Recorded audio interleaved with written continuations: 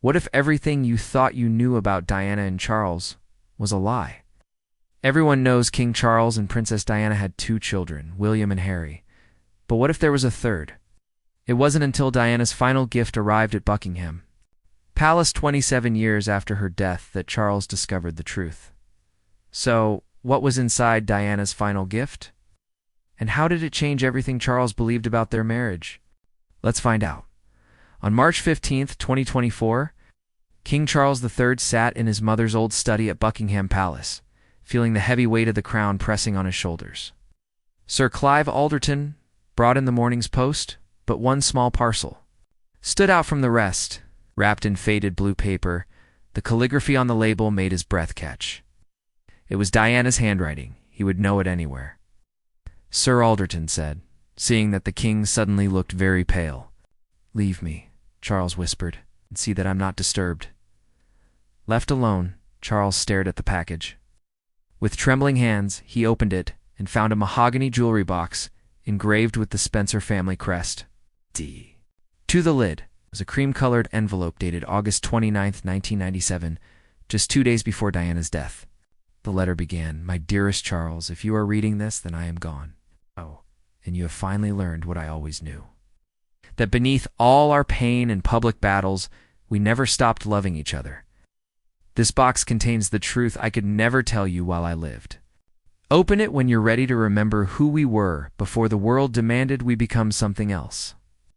He set the letter aside, his hand shaking as he lifted the lid. A wave of jasmine and roses, Diana's unmistakable scent, filled the room, carrying him back to the days when they were together. Hidden beneath the silk lining of the box was another note, written in a far more urgent hand. It was dated just hours before Diana's final trip to Paris. "Charles, I'm leaving for Paris tonight, but I had to tell you the truth before I go. The baby I lost in December 1985, it wasn't from my affair. It was yours. Our third child. Our daughter." The words struck him like a physical blow. A daughter. They had lost a daughter and he had never known. The letter continued. "I couldn't tell you then. You were so distant after Harry's birth, so convinced our marriage was a mistake. I couldn't bear to trap you with another child you might resent. But I loved her, Charles. For 3 months I loved her with everything I had. You remembered that winter, when Diana had retreated from public life. He had dismissed it as dramatics. How wrong he had been. She wasn't grieving their marriage. She was mourning their lost child. I named her Elizabeth Rose after your mother, and my middle name. She's buried at Althorpe under a stone that simply says, 'Beloved Daughter.' At the bottom of the box lay a small velvet purse. Inside was a white gold locket he had never seen before. One side held a picture of them as a young, hopeful couple. The other side carried a blurry but unmistakable ultrasound image of their baby girl. Holding the locket, Charles began to cry, realizing he had a child he never even knew about. Through his tears, he noticed a thick envelope marked, "Read this last." Inside were diary entries from Diana's final months. Dated July 15, 1997, 1. Read, "I've been thinking about us again, Charles. Not the characters we played for the cameras, but the real us. I became so lost in my pain that I forgot my promise. I fought you when I should have fought for you. The truth is, Charles, I never stopped loving you." This was not the Diana the world thought they knew. This was a woman taking responsibility, showing a depth Charles had never imagined. "I know about the letters you wrote after our separation but never sent. Why didn't you send them, Charles? Why did we both choose pride over truth?" Blood ran cold. He had written those letters, pouring his heart onto the page, but duty and etiquette had always stopped him from sending them. Another entry, dated August 10, 1997, revealed, "I've made a decision. I'm ending things with Dodie.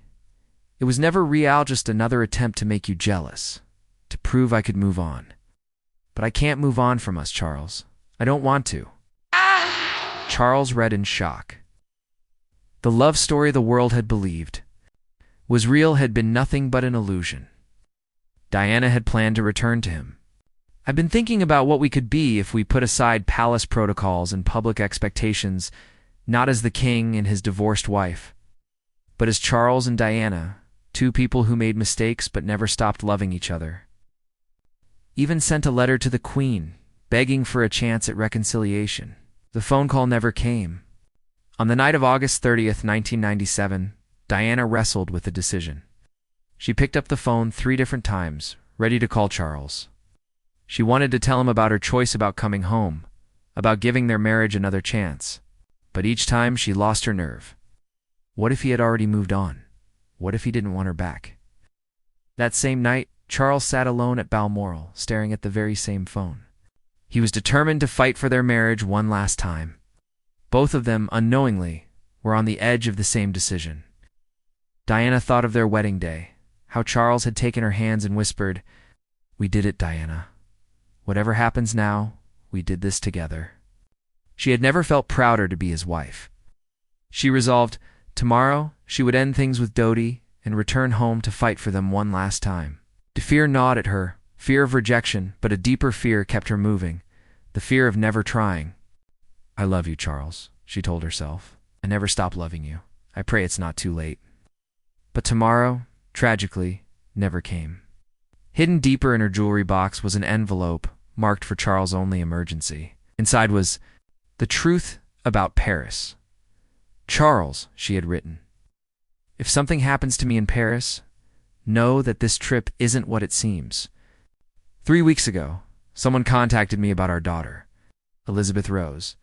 They know about the miscarriage I never told you about. They are threatening to expose everything unless I disappear from public life permanently."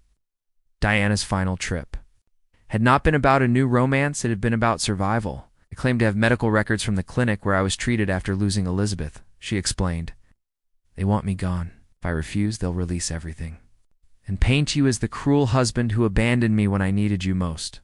Her last months had been consumed with shielding Charles, protecting the monarchy, and safeguarding William and Harry from a scandal that could have destroyed everything. "If they silence me," she wrote, "promise you'll remember who I truly was. Tell William and Harry their mother loved their father until the very end." Diana had not died chasing love. She had died defending her family. Among the relics was one final surprise, a letter written in Charles's own hand. One he had no memory of composing. It was a draft written after their divorce, never sent. Yet somehow, Diana had kept it. "My dearest Diana," it began. "I know I have no right to ask for forgiveness after the ways I failed you. The truth I never confessed is that I was terrified of loving you as completely as I wanted to. You were so alive, so radiant. I feared that if I opened my heart fully, you would see how inadequate I truly was. Camilla was safe. She expected. Nothing I couldn't give. But you deserved everything." At the bottom, a postscript had been scratched out. "If you ever wanted to try again, I would spend the rest of my life proving I could be the husband you deserved the first time." As darkness fell, Charles sat surrounded by the fragments of Diana's final gift. Her jewelry box had become a time machine, forcing him to confront the man he once was, the husband he had failed to be, and the love he had lost through pride and fear. At last, he understood. Diana's entire final year had been a path leading back to him. Every headline, every relationship, every public appearance had been part of an elaborate dance while she planned to come home. Placing the letters back into the box, Charles whispered into the silence, "I would have said yes. Diana, if you had made it home, if you had asked me to try it, Gina would have said yes." Words he had been too proud to speak 27 years earlier finally escaped in a room thick with memories, regrets, and a love that even death could not erase. It reminds us that the most powerful love stories are not always the ones the world sees, but the ones kept hidden. If you enjoyed this story, give the video a thumbs up and subscribe to our channel. Do you think Charles and Diana could have found happiness together if she had made it home? Share your thoughts in the comments below. See you in the next one. Until then, goodbye.